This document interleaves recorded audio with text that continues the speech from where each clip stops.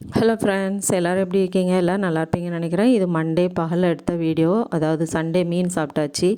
மறுநாள் செவ்வாய்க்கிழமை வந்து வெத்தலை தீபம் போடணும். அப்போ எப்படியுமே வீடு ஃபுல்லாகவே மாப் போட்டால் தான் நல்லது.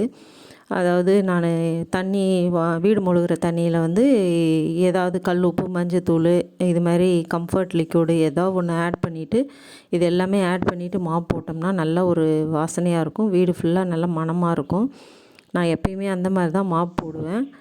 ஹால் எல்லாமே மாப் போட்டு முடிச்சுட்டு அதுக்கப்புறம் கிச்சன்லேயும் நான் ஃபுல்லாகவே ஸ்டவ் ஃபுல்லாக க்ளீன் பண்ணேன். இப்போ கிச்சனில் நிறைய பேர் வந்து க்ளீன் பண்ணுறதுக்கு நைட்டி துணி, இன்னர் வேர் துணி, அது மாதிரி லுங்கியில் உள்ள துணி, பனியனு இந்த மாதிரிலாம் வச்சு கட் பண்ணிவிட்டு மாப் துடைப்பாங்க ஸ்டவ் எல்லாமே. அது வந்து செய்யவே செய்யாதீங்க. எப்பயுமே நம்ம யூஸ் பண்ண துணியை கிச்சனுக்கு வந்து நம்ம இது யூஸ் பண்ணுறது ரொம்ப தப்புங்க. நம்ம இதுக்குன்னு ஒரு டவல் கம்மி ரேட்டில் தான் விற்கும். அதுக்குன்னு கிச்சனுக்குன்னு உண்டானதை வாங்கி வச்சுக்கோங்க. அந்த மாதிரி புதுசாக வாங்கி வச்சு நம்ம யூஸ் பண்ணால் ரொம்ப நல்லது. நம்ம யூஸ் பண்ணதை வந்து ஸ்டவ் க்ளீன் பண்ணதெல்லாம் யூஸ் பண்ணக்கூடாது.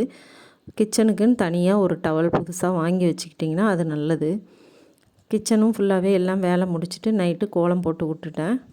மறுநாள் வெத்தலை தீபம் போடுறதுக்கு செவ்வாய்க்கிழமை நைட்டு 8 to 9 ஓரையில் நான் எல்லாம் வெத்தலை தீபம் போட ரெடி பண்ணேன். இதுவே எங்கள் தோட்டத்தில் இருந்த வெத்தலை பின்னாடி தோட்டத்தில் இருக்குது. அதில் உள்ள வெத்தலையை தான் பறிச்சுட்டு வெத்தலை தீபம் போட்டு நல்லபடியாக முருகப்பெருமானை கும்பிட்டேன்.